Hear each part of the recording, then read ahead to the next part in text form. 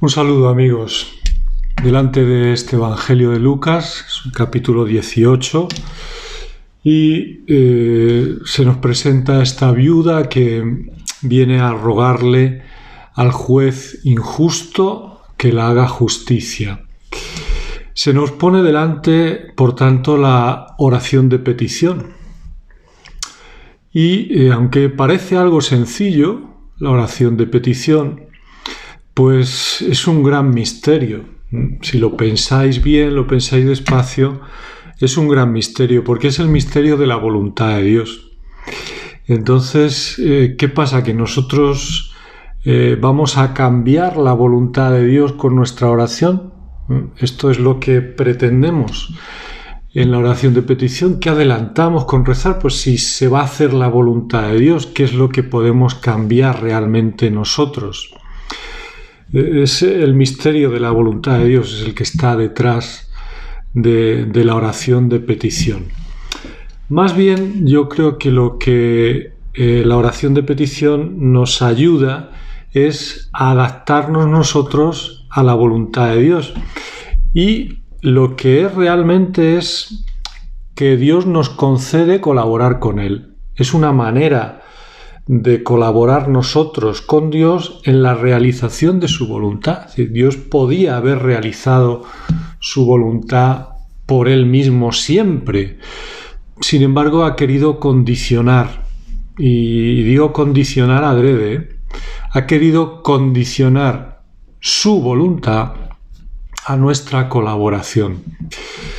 Coged, por ejemplo, la primera lectura de este día, donde aparece Moisés en medio de aquella batalla en el desierto, y él, con su oración, mientras sostiene los brazos en alto, pues consigue la victoria para el pueblo. Cuando se cansa y deja de rezar, pues el pueblo pierde en la batalla.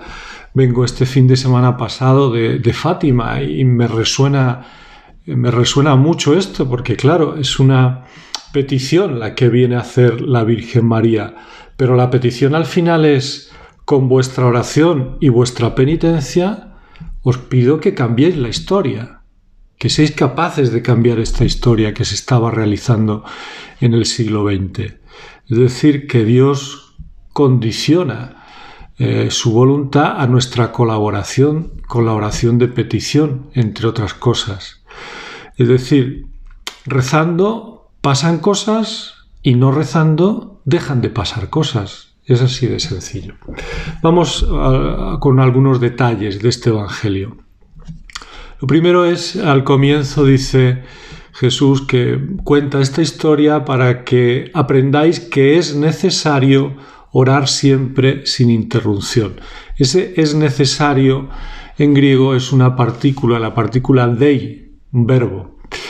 Eso siempre que aparece, esa partícula, ese es necesario, está indicando que esta es la voluntad de Dios. Por ejemplo, acordad cuando Jesús dice: es necesario que el Hijo del Hombre vaya a Jerusalén, allí sea maltratado, muera y resucite al tercer día. Es necesario, es decir, es el plan de Dios este. Pues es el plan de Dios que oremos insistentemente. No lo debemos dudar. La oración de petición hay que hacerla. Está dentro del plan de Dios. La siguiente pregunta es: ¿cuándo rezar o cómo hacerla, esa oración de petición? Y viene otra palabra griega que es... Hoy estoy por las palabras griegas. Viene otra palabra que es el pantote. Pantote significa en todo tiempo, en toda situación, en toda circunstancia. Tiene un matiz muy bonito porque no significa que debamos rezar muchas veces. O sea, en cualquier situación es buena, pues muchas veces hay que rezar, sino que está indicando más bien el continuamente, que continuamente esté en nosotros esa intención, ese pedir al Señor. A veces nos da la sensación de que somos pesados en la oración y repetitivos. Pues parece que el Señor nos está invitando a esto, en toda ocasión, en todo momento, continuamente, que estemos siempre pidiendo como los que están necesitados. Y Jesús sigue remarcando, sin desfallecer. ¿Por qué?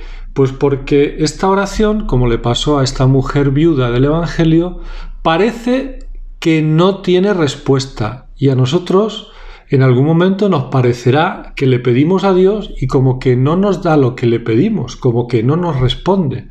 Y Jesús dice, sin desfallecer, es decir, hay que seguir pidiendo, aunque a primera vista parezca que no hay respuesta. ¿Por qué insistir? ¿Por qué hay que insistir tanto si Dios es bueno?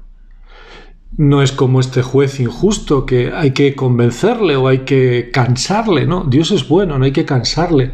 ¿Por qué nos pide Dios y por qué no lo hace directamente, a la primera? Si es Padre, si es bueno, si sabe que lo necesitamos, ¿por qué no lo hace? Bueno, pues aquí es donde tenemos que aprender que es que la oración de petición no está tanto para cambiar la voluntad de Dios, sino para cambiar la nuestra. Y en esa insistencia es un bien para el que pide, para el que ruega, porque de esa manera nosotros nos vamos adaptando a la voluntad de Dios, nos vamos abriendo a la voluntad de Dios, porque yo te pido esto si es tu voluntad. Y así vamos aprendiendo, nos conviene a nosotros darnos cuenta que es un don que nos viene de Dios y que no es algo que conseguimos nosotros, es decir, la insistencia, la petición, a quien nos conviene en primer lugar es a nosotros. Y un último aspecto diría cuando dice, os hará justicia sin tardar, os hará justicia pronto. Solo advertir que ese pronto no es como nosotros lo pensamos, no es el ya nuestro, o sea, la justicia mañana mismo, no.